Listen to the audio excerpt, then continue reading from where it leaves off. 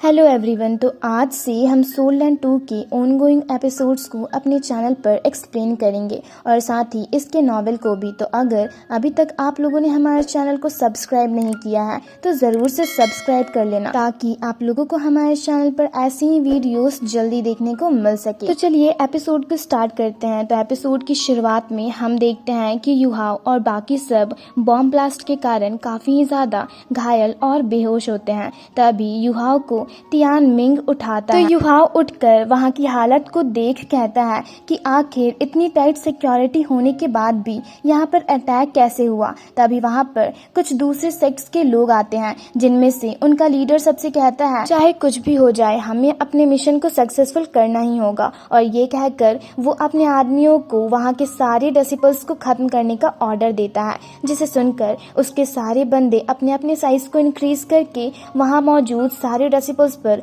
Attack करके उन्हें खत्म करने लगते हैं। जिन्हें देख युहाओ को काफी ज्यादा गुस्सा आ रहा होता है और वो कहता है कि बेंटी सेक्ट और मिंगडे हॉल दोनों ही मेन लैंड के मेजर फोर्सेस हैं और दोनों ही एक दूसरे के बहुत बड़े दुश्मन हैं। और भले ही मैं इस सेक्ट का नहीं हूँ पर फिर भी मैं इस तरह से इन लोगों को मरता हुआ नहीं देख सकता। और उन्हें ऐसा करता देख युहाओ को उन पर काफी ही ज्यादा गुस्सा आ रहा होता है। तभी तियानमिंग उसे बताता है कि यहाँ पर मुझे एक स्ट्रॉन्ग ऑरा भी महसूस हो रही है, जिसे सुनकर जैसे ही युहाओ ऊपर की ओर देखता है तो वहाँ पर उन लोगों का लीडर अपीयर होता है जो कि काफी ही ज्यादा खतरनाक और पावरफुल लग रहा होता है। जिसे देख युहाओ तो काफी ही ज्यादा हैरान होता है। तभी वो लीडर अपनी पावर्स का यूज करता है और वहाँ पर पॉइजन गैसेस की बारिश करने लगता है, जिसके कारण वहाँ चारों तरफ भगदड़ मच जाती है और वहाँ मौजूद सारे ही लोग उसके पॉइजन रेन के कारण गिरकर मरने लगते हैं। पर तभी हम देखते हैं कि वहाँ पर डीन अपने सारे टीचर्स के साथ आ जाते हैं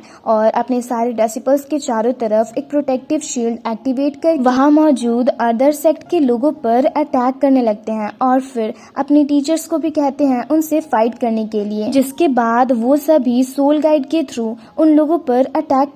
करने लगते हैं। ये देख उनका लीडर भी अपने लोगों से कहता है कि इन सबको खत्म कर दो। जिसके बाद हम देखते हैं कि दोनों सेक्ट के बीच काफी ही जबरदस्त फाइट होने लगती है और उसी दौरान डीन अपने सोल गाइड वेपन को बाहर निकाल लेते हैं और दूसरे सेक्ट के लीडर से गुस्से से कहते हैं तुम्हारी हिम्मत कैसे हुई हमारे सेक्ट पर अटैक करने की। और ये कहते हुए वो अपने सोल गाइड वेपन के थ्रू उन पर अटैक कर देते हैं, जिसे सुनकर वो दूसरे सेक्ट का लीडर भी गुस्से से उनसे कहता है अच्छा मैं भी देखता हूँ कि तुम मेरा क्या ही बिगाड़ लेते हो। और ये कहते हुए वो भी डीन के अटैक से बचते हुए उनकी ओर अटैक करने जाता है और हम देखते हैं उन दोनों के बीच काफी ही ज्यादा जबरदस्त फाइट होने लगती है, जिसमें वो दोनों ही एक दूसरे पर इक्वल पावरफुली अटैक पर अटैक कर रहे होते हैं। और हम देखते हैं कि अपने ही अटैक से वो दोनों पीछे की ओर चले जाते हैं, जिसमें डीन पीछे की ओर जाकर उनसे गुस्से से कहते हैं अच्छा तो तुम मुझे अपने जाल में फंसाने की कोशिश कर रहे हो। और ये कहते हुए वो अपने सोल गाइड वेपन का इस्तेमाल करके एक बहुत ही पावरफुल अटैक को क्रिएट करते हैं और उसके जरिए उस सेक्ट लीडर पर अटैक करते हैं, जिसके कारण वहां पर एक बहुत बड़ा ब्लास्ट होता है और सारे ही लोग पीछे की ओर जा गिरते हैं। ये देख युहाओ कहता है कि ये दोनों तो इक्वली पावरफुल है। वहीं हम देखते हैं कि उनके अटैक के कारण वहां मौजूद काफी सारे डेसिबल्स भी घायल हो गए होते हैं। पर तभी हम देखते हैं कि डीन के अटैक से दूसरे सेक्ट लीडर को एक खरोच तक नहीं आई होती और वो अपनी पॉइजन अटैक से डीन पर अटैक करता है, जिसे देख डीन भी अपने सोल गाइड वेपन का यूज करके उनके अटैक को ब्लॉक करने लगते हैं। वहीं उन लोगों के अटैक को देख तियानमिंग उनके मार्शल आर्ट्स और उनके अटैक के बारे में युहाओ को इन्फॉर्मेशन दे रहा होता है, जिसे सुनकर युहाओ कहता है पर इन लोगों की आइडेंटिटी तो ऑलरेडी एक्सपोज्ड हो चुकी है। पर फिर भी वो इसे एडमिट करने को तैयार क्यों नहीं हो रहा। जिस पर तियानमिंग उसे बताता है कि वो मिंगडे हॉल का एक ऐसा मिस्टीरियस मैन है जो कि वहां से भाग निकला था और अगर ये दोनों सेक्ट आपस में टकराएंगी तो ऑब्वियसली इन दोनों के बीच वॉर होना तो निश्चित है। पर अगर हम बात करें तो सेम टाइम वॉर के कारण इन दोनों को ही काफी ही ज्यादा लॉस भी होगा और ये कोई ऐसा लॉस तो बिल्कुल भी नहीं होगा जिसे ये दोनों हैंडल कर पाएंगे। तभी हम देखते हैं कि एक एल्डर मिंगडे हॉल के सारे डेसिबल्स को सबसे पहले खुद को प्रोटेक्ट करने का ऑर्डर देते हैं, जिसे सुनकर वहां मौजूद सारे सारे डेसिपल्स ग्रुप्स में बट जाते हैं और अपने चारों तरफ एक प्रोटेक्टिव शील्ड एक्टिवेट करके उन लोगों के अटैक से खुद को प्रोटेक्ट करने लगते हैं। जिसके बाद हम देखते हैं कि उन्हें ऑर्डर्स देने के बाद वो एल्डर मिंगडे हॉल के 8 लेवल के सोल गाइड वेपन को एक्टिवेट करने लगते हैं ताकि वो अदर सेक्ट के लोगों पर अटैक करके उन्हें खत्म कर सके। इस वेपन को देख युहाओ भी चौंक कर कहता है 8 लेवल का सोल गाइड वेपन।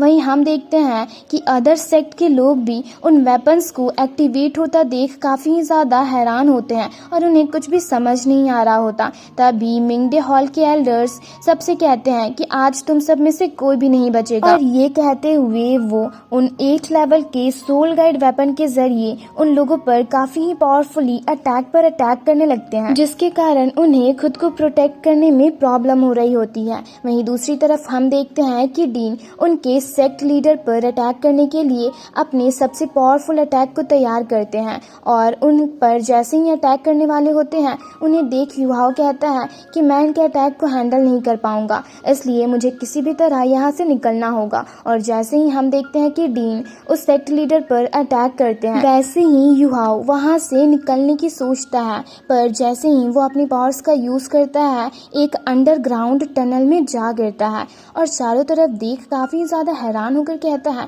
कि आखिर मिंगडे हॉल ने एक अंडरग्राउंड टनल को क्यों बनाया है, वो भी इतने बड़े अंडरग्राउंड टनल को। कहीं ऐसा तो नहीं कि वो लोग किसी चीज को यहाँ पर ढूंढ रहे हैं। और ये सब कहने के बाद वो अपनी थर्ड आइज का इस्तेमाल करके उस जगह को सर्च करते हुए वहां से आगे जाता है तो उसे एक बड़ा सा गेट दिखता है और उसे देख चौंक कर कहता है ये तो एक सीक्रेट लेबोरेटरी है। और ये कहते हुए वो जैसे ही उस डोर को ओपन करके उसके अंदर जाता है तो वहाँ की लाइट्स ऑन होने लगती है और ऑन होने के बाद वहाँ पर युहाओ को एक बड़ा सा मेटल मैन दिखता है, जिसे देख उसकी आंखें तो खुली की खुली रह जाती है और वो अपने थर्ड आई के जरिए उस मेटल मैन को स्कैन करता है तो उसके बारे में उससे काफी कुछ पता चलता है कि वो काफी ज्यादा हार्ड कोर मेटल से बनी है। और साथ ही वो ये भी कहता है कि मैंने तो इसके बारे में सन मून एकेडमी में कभी भी नहीं सुना है और साथ ही इसके अंदर एक एडवांस्ड सोल टेक्नोलॉजी भी हाइड की गई है।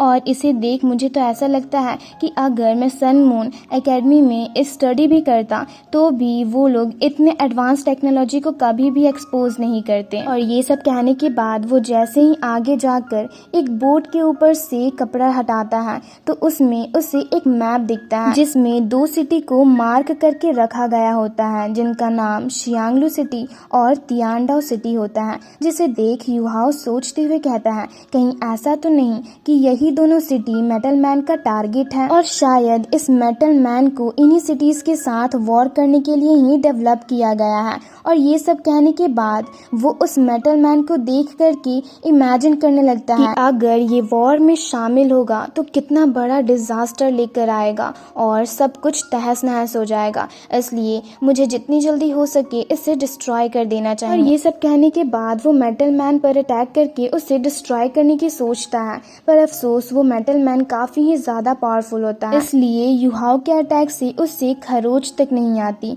ये देख युहाओ अपने थर्ड आई के जरिए उस लेबोरेटरी को सर्च करने लगता है और सर्च करता है तो उसे वहाँ पर एक चमकती हुई चीज दिखाई देती है, जिसे जैसे ही वो जाकर देखता है तो उसे वहाँ पर एक छोटा सा वेपन मिलता है जिसके अंदर एक स्टार स्पेशियर रखा होता है। जिसे देख युहाओ को अपने मास्टर की बात याद आती है जब वो उसे बता रहे होते हैं कि स्टार स्पेशियर एक मिस्टीरियस स्पेस पावर को कंटेन करता है जिसके अंदर काफी ही ज्यादा स्पेस होती है जो किसी भी चीज को स्टोर करके रख सकती है। और ये सब सोचने के बाद वो कहता है कि ये मेरे लिए एक काफी अच्छा वेपन हो सकता है। और ये सब कहने के बाद वो उस वेपन का इस्तेमाल करके उस मेटल मैन को उसमें स्टोर करने लगता है जिसमें युहाओ की काफी ही ज्यादा सोल पावर कंज्यूम हो रही होती है। पर फिर भी वो जैसे तैसे मैनेज करके उस मेटल मैन को उस वेपन में स्टोर कर ही लेता है। और इसी के साथ हमारा ये पार्ट यहीं पर खत्म होता है। साथ ही इसका अगला पार्ट भी हम जल्दी ही अपने चैनल पर अपलोड करेंगे। तो वीडियो अच्छी लगी हो तो वीडियो को जरूर से लाइक और एक अच्छा सा कमेंट कर देना।